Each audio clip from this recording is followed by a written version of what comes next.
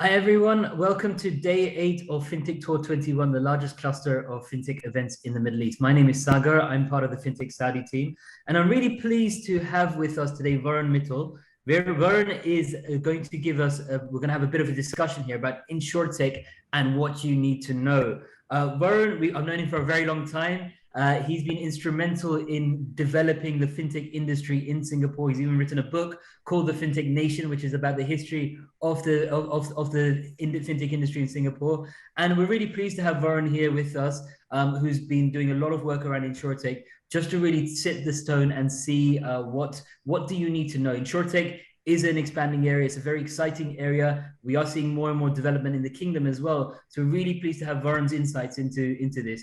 As ever, please do ask as many questions as you'd like to. This is a great opportunity to hear from an expert on Insurtech and ask any questions that you have.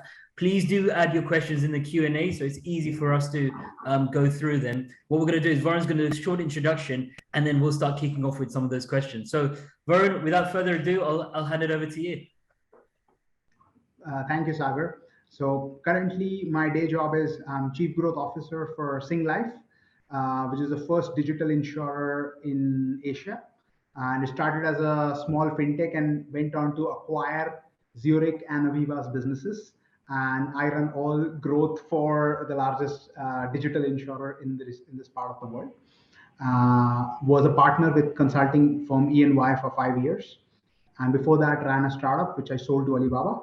So have been on the startup corporate toggle side of the things and have been on both sides. Also, as Sagar mentioned, wrote Singapore, the Fintech Nation, and the founder of Singapore's Fintech Associations. Spent a lot of time in Middle East, in Qatar, Egypt, UAE, working with financial institutions and regulators there. So very keen and excited to talk to the community in KSA. Thanks, Mittal. So thanks, Varun. So in terms of kicking off, do you want to just give an overview of what do you see as Insurtech, and then we can take some of these questions which we're getting. Absolutely. So the premise is we see the most disruption of per se you see in fintech, Insurtech space was initially payments, because it was the lowest hanging fruit, easy, and you were doing some level of payments 5 times a day for buying food, taking a train, taking a cab.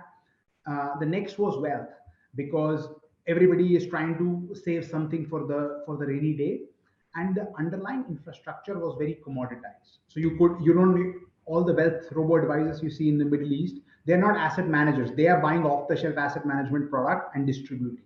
So the innovation in the fintech space was always mostly on distribution and experience.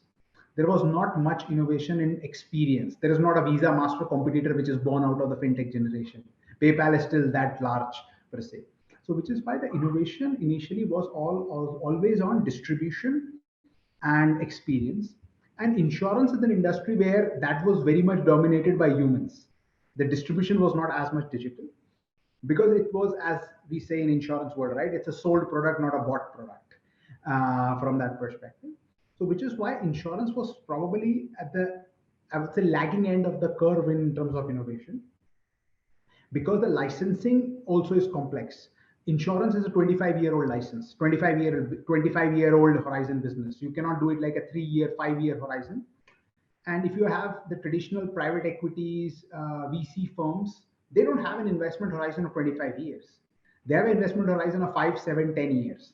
So which is why the traditional VC model, which works in, let's say, a payments, a lending, or a wealth, the horizon is very small. It works. Insurance is very, very large horizon. So the traditional investment models for venture capital do not work, which is why globally you do not have a lot of digital insurers. Even the most in the US you see is general insurers. There are no life insurers in the digital insurance space. So innovation has been mostly in insurance world on how to make agents more effective, how to do better comparison websites, how to do some telematics, how to do WhatsApp, chatbot related stuff. There has not been as much of a full stack innovation. And that is something which is evolving now, with insurers coming with full like the way you have banking as service model. Insurers are now coming with insurance as a service model, and in the US, if you were to look at as MGA model, So which is where I see the trend changing, and because innovation tries to find next frontiers. So payments, lending, and wealth are all, I would say, hyper competitive per se. So that's why the next frontier becomes insurance. And you can play a long-term business, 25-year-old horizon business. And that's where I would say the market is going to be. Excellent. And Varun, let's just take a step back. How do you define Insurtech? So Insurtech can mean lots of different things to different people. What is your definition of Insurtech? What do you see as that? So the way I would define Insurtech is anything where you are using technology in any shape or form to do something better, faster, or cheaper in the insurance sector. So in the insurance sector, if you're using technology to do something, we do it faster, cheaper, or better. So faster, for example, is you are able to do straight through processing. You have different ways to do image recognition and stuff from that perspective, and that's much better, faster. So that's one way. Cheaper is you are able to do direct distribution without going through the human channels, where you don't have like fat agent commissions. Better is, for example, from a financial needs analysis. So if, for example, you are able to judge my data based on my bank account information, my social information, my employment information, my health information, what are my needs? Can you help me discover my needs better? If you can do that, then that's better. So that it all goes down to, can you do it better, faster, or cheaper in the overall insurance value chain with technology. And do you think that, I mean, fintech sort of started from that sort of perspective as well, as making financial services products better, faster, cheaper, and then moving towards more financial inclusion, moving towards providing more distributed services and products to more individuals around the world. Do you think that Insurtech will sort of follow a similar path towards creating more insurance inclusion as well? Or do you think there will be differences of how Insurtech evolves in the insurance industry? See, the way I would look at it is financial inclusion needs to cover a few more things, right? So financial inclusion is not about getting you a wallet or a bank account. Financial inclusion means that can financial services improve your quality of life? That's how I would look at it.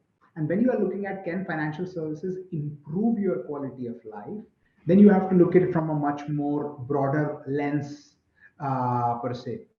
Savings is one, lending is another, risk management, because insurance is technically providing you risk management and retirement management, retirement planning per se. So it is an integrated part. I do not see insurance as an isolation, because looking at insurance inclusion in a isolation probably doesn't work, because you have to also look at my earning, my spending, because I keep buying. I will not think about protecting if I cannot live on my daily life. I need to solve the daily needs, and then I have to look at what are the risks and how much are those risks important for me. If I'm a daily wage laborer, a single premium endowment product doesn't work for me. I don't have it. I don't have enough money for it, right? I would need something which is more, I would say, income loss protection. That is a priority for me. A life, like a health insurance, because I'm a gig economy worker. I don't get insurance from when I'm driving this car. Uh, I'm not getting. If I'm delivering food packets, nobody gives me any insurance if I'm sick. My needs are very different, and then I'm doing this for improving my daily quality of life and reducing the risks in my life. So it starts from there, and then when there is, I would say, broader level of maturity, then the more complex, the critical illness, the retirement planning, and all of those comes in. So the overall idea is this: can you improve the quality of life of the person? And it could be from a direct insurance, indirect insurance, embedded product, but it all boils down, what can you do better for me? Right. So it's about, as you said initially, it's about improving that experience and that experience which the customers are getting. So I think that's a really important sort of starting point for anybody thinking about Insurtech. It's how do you take those pain points which are there. We know those pain points are in insurance process in different areas, but how do you actually improve on those and improve the experience? Where are you seeing the biggest sort of disruption in that experience, customer experience journey in Insurtech? So you mentioned things like the comparison websites, telematics. Can you explain those a bit more and maybe give a few other examples of where you're seeing the disruption? See, I will give a very simple example of disruption. Traditionally, insurance was a lot of times sold through banks and bank branches with these big, expensive bank assurance deals. Insurance were mostly sold in the bank branches by the relationship managers and the branch managers from that perspective. What happened in past 2 years is people were not even going to the branches because of COVID. They were not going to the branches. So, you're going to the branches, you cannot sell through the branch.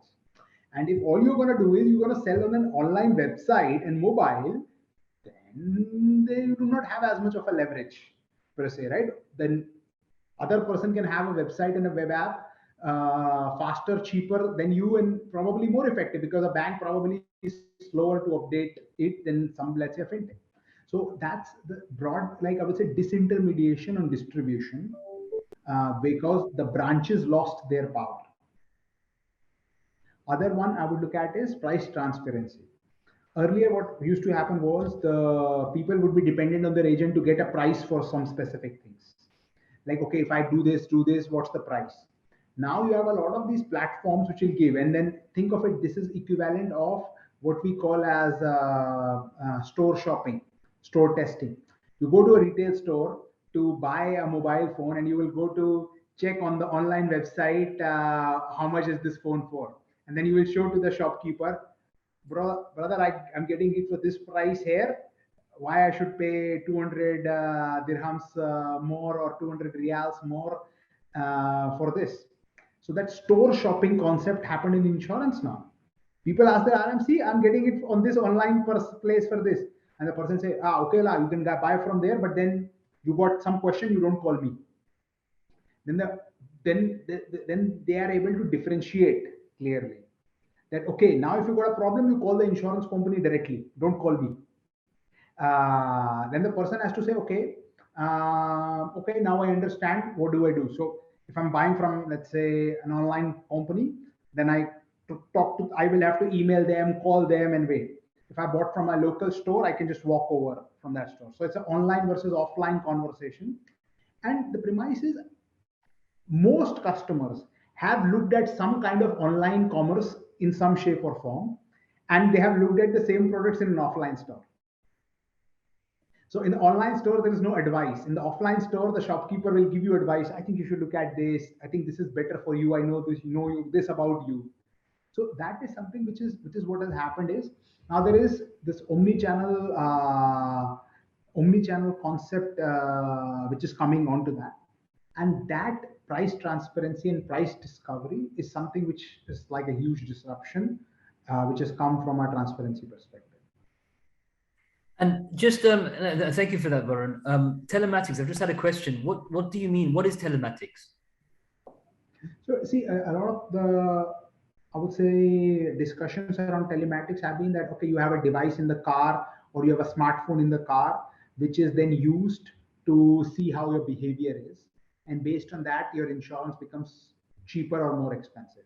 If you're a good driver, it becomes cheaper. If you're a not so good driver, it starts to give you warning and recommendation to slow down or brake less hard so that the likelihood of an accident is reduced.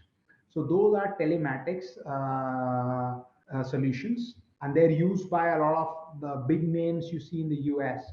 So we're looking Metro Mile, Root, and all of those kind of US players have looked at it.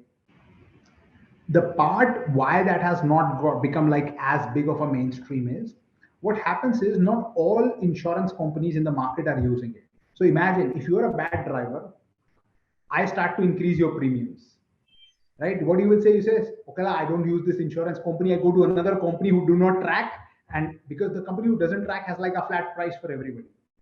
So I will go there as an insurance company, and I'm reducing the premiums for all the good drivers. So what happens is my premium pool keeps declining, while there is still, you do not have enough data that, so I'll give you an example. If somebody is driving a lot then he is likely to have more incidences of speeding. But if somebody who takes out a car only once a month, of course the person has less incidents of speeding because he drives less. Does that mean he's better driver? May not be. So you need a lot of other layers of heuristic, because other way to look at it, somebody who's driving 30 days a month actually will probably be less likely to make an accident because he's used to driving, versus somebody who's taking out car once a month. So then you are left with only the so-called good drivers per se, from that perspective. That's interesting. So which is why it's not as straightforward, you are because you are defining a good driver on what basis? On the behavior. Does that have a direct correlation to the accidents or not? It's not. And again, the data is always lagging. It's a trail data, not future data.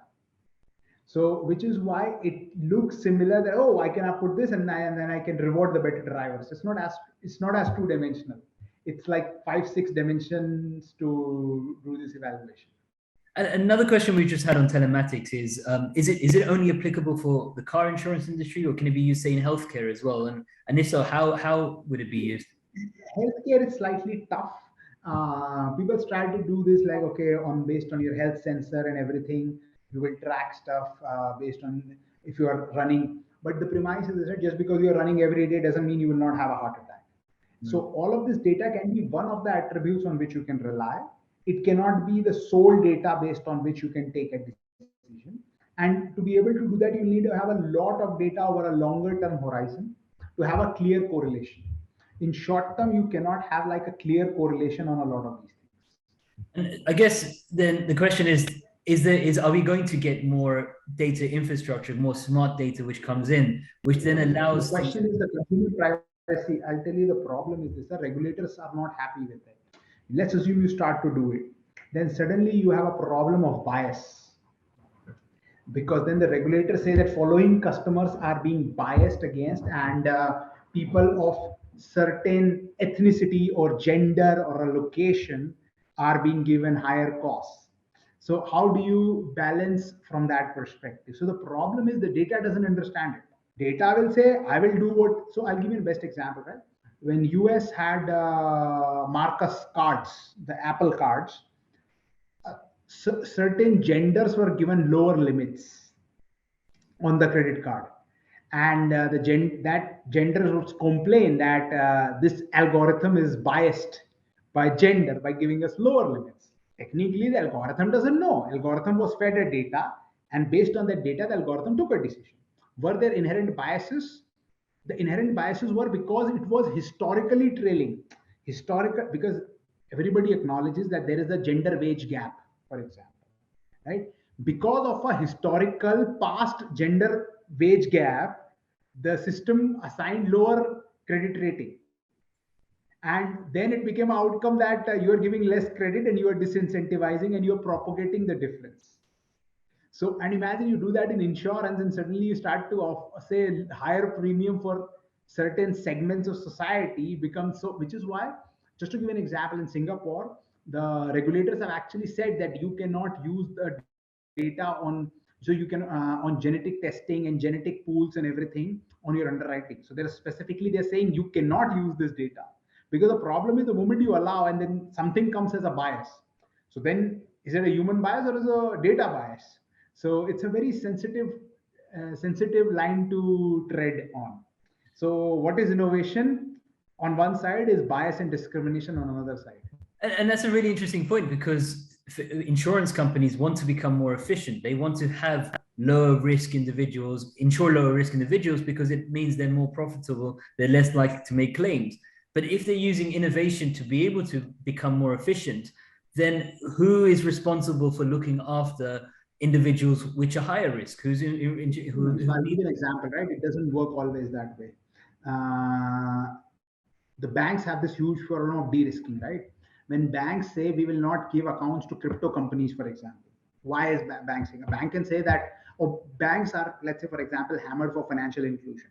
Because, for example, a bank cost of maintaining a customer on its book is, let's say, $500 a year, right? So they will say, can I make $500 revenue from serving this customer? If it's a very small, poor customer, then most likely I cannot make $500. So they say, we don't want to serve it. Right? So then the financial inclusion problem comes in. So you see, for a bank will say, I will only want to serve the customers which are profitable enough for me. I don't have an obligation to serve everybody. Right? And then that's not right also from a regulator's perspective. Because people are like, okay, the cost of servicing these customers is not worth it. And then the segments of society are left unserved. So it's a very, I would say it's a very ideological debate from that perspective. If an insurers were to say, okay, we will only serve the lowest risk segments, then actually it's worse. The highest risk segments, which are most likely to be hit from unforeseen circumstances, are taken out, and the impacts on overall society will be even more. No, I agree with you. That's a really insightful, interesting point as well. And if we take the regulators, let's look at the regulators right now. What do you think the regulators should be doing to support more Insurtech innovation? Because you've got to get that balance right. You need to make sure that the customers, the citizens, the consumers, they're protected. They've all got the insurance options that they need. But at the same time, you do want to encourage innovation. You want to encourage a better customer experience, reduce barriers to entry. So how do regulators get that right balance? Or what do you think regulators should be doing to get that balance? The regulators need to, I would say, encourage experiments to see how this stuff is coming out, and then look at the idea of enabling more solutions, because regulators are also treading a path which is not known to them, to be fair to the regulators. So the key path is then how can regulators allow more of these experiments to come in on a controlled scale and a controlled level, to then showcase more opportunity. And once those experiments prove successful and can show real value, from there on they can expand them to the rest of the, I would say, society. But bringing something on the lines of, I would say, for example, so one challenge, for example, is banca. So banks have, so if, for example, today banks usually do exclusive agreement with insurance companies to sell insurance products, right? Imagine if regulators were to come and say banks shall not be allowed to do exclusive agreements with any insurance company. That breaks down a monopoly on the channel. It opens up a lot of opportunities for a customer. And the premise is, if insurers are paying money to a bank, then they are saying that we are paying for this exclusivity. And every time there is exclusivity, there is reduction of options for a customer. So the stuff which regulators can do is they can say banks are not allowed to get into exclusive deals. If a bank has to sell a product, it cannot be exclusive deal with any insurance provider. That's a simple way to make it like industry-wide change. So the answer is just like. Sorry, go on. Go ahead. Sorry. I was going to say the answers are an experimental environment, like a sandbox type of environment, to allow new innovative experiences in Insurtech to be developed and experimented with, and also regulations to stop monopolistic type of activities from happening. I mean, even if you look at KSA, most insurance companies have exclusive deals with banks. Most banks do not sell products of all companies. Yeah, it's a great point, and I guess coming on to that, and most banks are not fully disclosing all of the money they're making from an insurance company to the end customer.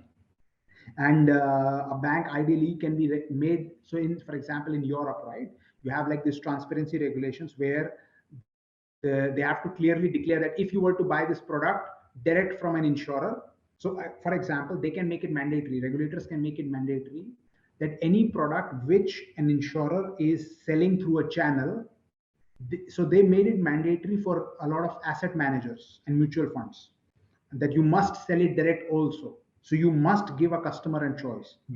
Regulators can come and make it mandatory that any product which you are selling through a channel must be available to be sold direct, with clear visibility on pricing difference on a channel price. So whatever commissions you're paying to a channel should be clearly transparent and visible to the end consumer, and everything must also be available in direct digital.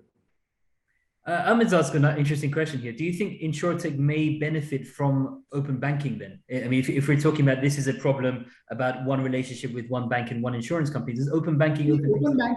If there's a regulation like this, sure, why not? I mean, the premise is I give you real examples of like monopolies, right? I give you real examples of monopolist behaviors per se, across markets, not just one market. And not even a single country, for example, in the world has come up with a regulation where it mandates that banks are not allowed to sell product of only one company. They must open it to everybody. No country in the world has done it. So you want to call it open banking, open insurance, open finance, keywords per se, but nobody has done it. So if regulators really want to, so instead of trying to worry about sandbox to enable some API and everything, they can come and make it sweeping industry level changes by saying every product you sell through a channel must be available digitally, and no banca channel is allowed to exclusively sell specific products. They must be open to sell all. I think you're right. That would definitely disrupt the industry and allow new players to come into the industry. And I guess a follow-up question from that is, are you seeing Insurtech being more digital insurers? So are we seeing insurance companies which are sort of fully digital, like where you're working right now, or are we seeing more Insurtech businesses which are providing a certain part in the customer experience in the value chain, which are then working with insurance companies? See, the premise is even the place I work in is not fully digital. We have a huge business where people want to talk to a human. People want to sit with a human to do their broader lifetime planning and everything. So digital insurer doesn't mean you don't have an offline business. It doesn't mean, it's like, think of it this way, right? An Apple phone is sold online, but you have Apple stores because you cannot go go inside a laptop to get your phone fixed, right? You have Apple stores from that perspective. So that's I don't see this as this versus this. It's an omni-channel end-to-end experience. A digital insurer experience means that you give a similar experience. You give a choice for the customer that if they want to experience, purchase, use stuff digitally, they can. That I would say. So there is a full stack experience, and then there is an enabler experience. So the companies who are just, let's say, for example, acting on a discovery layer, that we will help you find the right insurance for you, the marketplaces of insurance. The companies which are providing services to other insurers. So insurers also need to buy a lot of technology to digitize themselves. So you could be selling technology to insurers. You could be buying insurance from traditional insurers and putting it in like I would say white label solutions to the end consumers. So I would say Insurtech will have a lot of flavors. You will have a B2B, B2C, B2B2C. So we are in a B2C business, but we are also in a B2B2C business where we offer insurance as a service to other fintechs who sell our products in a co-branded model. They also do that, and we are okay with it because we understand that they own they know the customer, they have the relationship, they are a good channel partner for us, which is okay for us. We're fine with it. So the premise is this, right? Our job is to be with the customer where the customer is. Apple phone is sold through a telco, is sold through an e-commerce shop, and is sold through a direct shop as well. And that's fine. Then do you think that digital insurance won't go down the same route as digital banks? Because we now have a number of digital banks which are fully online, no branches, no sort of places where you can go and meet a representative directly. Do you think digital insurance will go that way? No, so premise is this, right? There are some insurance products which will go. And the way I look at it is this, right? If the needs are complex enough, if you think you want to talk to see, again, the premise is this, right? Again, I go back to the e-commerce example. There are people who never go to a store who are happy to buy everything online. So most of the needs you have with a bank are very transactional. You have a debit card, you have a credit card, you can interact, you don't need to sit together to do stuff, right? So our thesis is this, right? We will enable you to do everything you want digitally, but if you want to talk to a human, And again, the premise is if you want to talk to a human digitally, like on a video call, that's also fine. You want to sit face to face, somebody to talk to you. I'll give an example, right? If I want to learn about what are your family needs, how old are your kids, do you want to plan for your kids' education and stuff? How old are your parents? Are they dependent on you? What are their age? What are their health needs? Their old day health needs. Can I capture all of that digitally? Not always. Because the way to capture it, then you have to go and key in all the data. You key in all the data, we offer that as well. So our view is this, right? There are people who would want to buy in a store. I mean, as I usually say, there is a Walmart and there is an Amazon, and both exist. And I'm nobody to decide what is right. A customer decides. A customer can choose to buy some stuff of Amazon and some stuff from Walmart. A customer may decide to buy everything from Walmart. Another customer may decide to buy everything from Amazon. I'm okay. All I'm saying is I'm Amazon plus Walmart all in one. From that perspective, I'm there wherever you need me to be there. Excellent. So it's giving the choice, it's giving the ability for the customer to choose which experience they want to achieve and how they want to buy things. I'll give you an example, right? For different products, they may want different experience. For travel insurance, they may just be okay to buy online. But to buy a critical illness product, which is gonna sit with them for next 25 years, they may want to talk to somebody. No, that's a very good point as well. Same customer, they have different needs. Because when you're buying a travel insurance to go to Europe because the Shenzhen visa needs you to have a $30,000 cover, you actually just want to buy something that's about it, and you want to just get over with it. And that's a cover which will last you 15 days, and that's it. There's no long-term implications.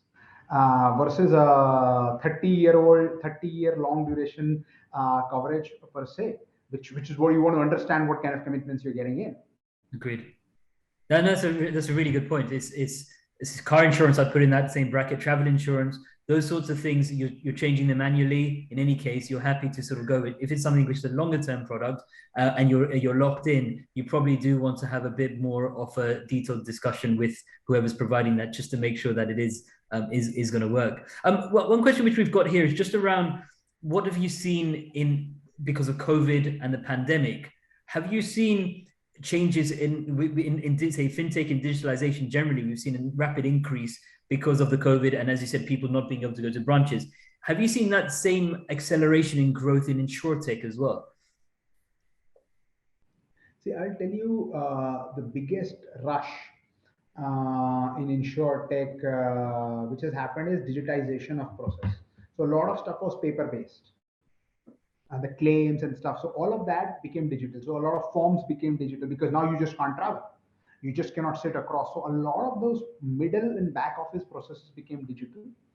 And there was a massive rush around that because of COVID. Because now you know that you cannot sit together with somebody for 1 hour to show them all the paperwork, get the form signed in 25 places. So that part, the reducing and taking out of paper from a large number of use cases was, I would say, something unique which happened. And do you think, and there's been a lot of debate around how insurance companies have reacted to the pandemic, because some insurance companies have have sort of said pandemic is not something which is covered. Others have said we've covered it, but then there's been difficulties in getting payments. Do you think Insurtech could play a role in improving that process for things like a big pandemic? See, premise is this, right? The Insurtech on its own cannot solve it. The question is, do we have enough data to create products on it, right? And Insurtech cannot manufacture a product per se, right? They can't manufacture a product, and pandemic is so unforeseen. You can't price it. So, which is why I do not see Insurtechs drastically impacting a pandemic handling. What they do is they change the way of working. They change and bring like new ways of working from that perspective, and that's how I would broadly look at it. Yeah, fair enough. Another question which we've got is around the impact of technology on Insurtech. So blockchain is something which is mentioned a lot. Are you seeing use cases of blockchain within Insurtech, maybe for things such as smart contracts or payments? So I'll give you an example. We use blockchain. We use blockchain ourselves in production live, and we've sold like 1 million plus policies on that platform. And the idea was when you're looking at micro transactions, small micro transactions, The traditional insurance systems were old AS400 systems, and the cost of transactions, cost of storage, and agility and everything was limited. And when you start to look at micro transaction products and you are having dealing with multiple channel partners to have these records, so technically it's just all the blockchain products are ledgers, right? So do you need, for the newer lightweight fast moving products, do you need different kind of ledgers? So we ourselves use one of the blockchain protocols on a private chain basis as a ledger for storing these records and doing the claims and management from an issuance, recording claims and a bunch of that stuff on our blockchain in production.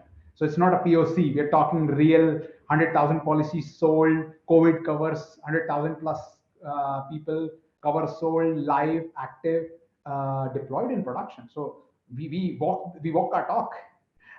And our point is that we don't have time for hobbies. Being very direct, we don't have time for hobbies. We don't use blockchain for the sake of it. It makes sense. It makes the right business case, and like there is a reason for it to be there. That's why we use it. We don't do it for show off, because I'm not going to put in production. I'm not going to put stuff in production for show off. What are the benefits you've seen? That's amazing. I mean, that's a really good use case. What are the benefits you've seen of using blockchain for accessing? It's a ledger. Right? It's a ledger, because technically for us it's a ledger. It's a cost-effective ledger for micro transactions, where multiple entities and across multiple life stages are going to be need to work together. It's a ledger. We don't need to put it on a public chain. It's a private chain from that perspective. So it's a ledger. So instead of a traditional two-dimensional ledger, we can have multiple because see, premises in insurance context, there is a servicing team which has to look at it. There is a operations, claims. So a policy may be in force while claims team is still working on it and adding attributes to it, which impacts its renewability and next year claims and premiums. So you have multiple people acting on the same chain. So when you say when you say ledger, do you mean it's the cost of doing the cost of transaction for that customer much lower? Yeah, so it's where do you record it? You need a record, store of record, right? And the overall underlying execution engine. So we use a blockchain, specific brand. It's not like a vanilla thing. It's a custom blockchain from a provider. We use that, and it's doing pretty fine. We are actually scaling it up. We are actually rolling it out for more use cases because the results are good. It's fine. And the beauty is this, right? Blockchain, for example, is traditionally seen as it is not as fast. There is scalability. The beauty of this, we are not going to see like a million transactions. Like I will not see 100,000 transactions per second. I'm not a payments business. I'm not a payments business. I don't see 100,000 transactions per second. So I'm okay with it. For me, the flexibility of the system and extensibility of the system is what I need. I'm okay with less transactions per second because I am not in a velocity business. So I'm okay with it. And do you think you're using blockchain in other parts, sort of like claims management, automating claims, things like that as well? You see, that's the thing. The problem is people see it isolation. My point is, if you just have the core engine digitized, then your claims has to go and deal with it, because that's where you are storing the ledger, right? Your claims has to deal with it. You cannot say, okay, tomorrow morning I'll start to use blockchain for claims. Cannot. If your underlying data sources are not being able to talk to it, cannot. So you're saying the underlying infrastructure of blockchain, everything is on blockchain. So in that respect, the whole process will... You can have some systems which are, and again, the premise is, right, you cannot probably put like a fraud management and everything on blockchain just yet. Cannot put it just yet. So we work it out, and we build from that, because you want to do fraud management and stuff on that, and you can take it from there. Very good. Excellent. Just looking at some few other questions which have come through. I think we've got through a lot of them. Are there any other questions which we've got? Anyone else has any questions? This is the time which we can ask it. I mean, Varun, in terms of where if somebody wants to start an Insurtech business, right? We've got a lot of people here which are maybe budding entrepreneurs wanting to think about how do they start. What would you say is the first step that they should think about if they want to try and develop an Insurtech business? So I'll flip it the problem other. What do you want to achieve?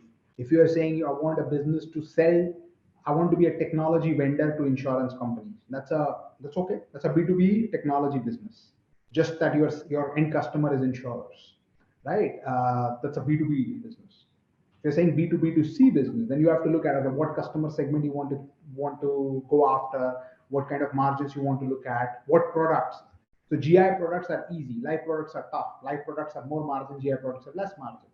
So if you're doing B2B2C, if you're saying I'll do B2C business, then it's a very different. Then you have to look at, okay, I'm going to be a reseller, or I'm going to become a manufacturer myself.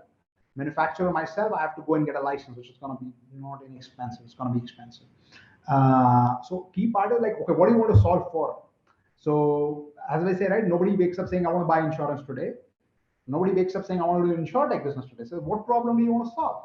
You feel that there is a segment of population which is not served. Okay, what are their pain points? What are their needs? What can I do better, faster, cheaper? Solve this. What can I do better, faster, cheaper?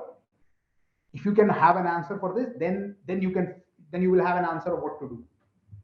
Yeah, I think that's a really good advice for anyone who's looking at developing this. I guess one question around skills you need to develop an Insurtech business. It depends on what sort of business you want to develop, right? And I guess what sort of partners you bring in. But I presume at a minimum, you need to have an understanding about your area of insurance which you want to work in. And then either you have the right skills or you can find in partners who have the right skills to develop your solution. Is that what you'd say? Sorry, can you repeat that question? The question was around what skills do you need to develop an Insurtech business? So I guess that would depend on what area of insurance you want to work in. And exactly, you want to do B2C, it's a lot more marketing. You want to do B2B, it's a lot more technology. So they're not like, I would say, you don't need to be an actuarial specialist, just if that was the concern. You don't need to be an actuarial specialist per se, because there's a lot more.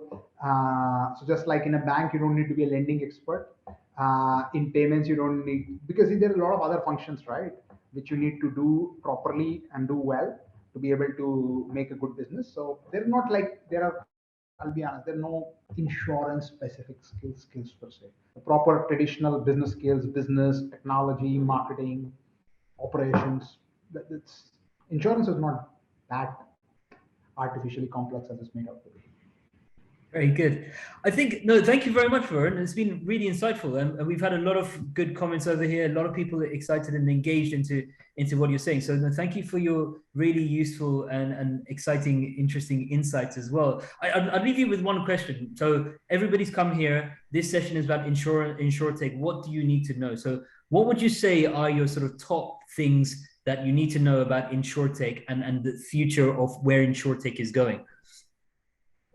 So I would say the most important thing is to know that this is the least progressed and least sexy segment till now.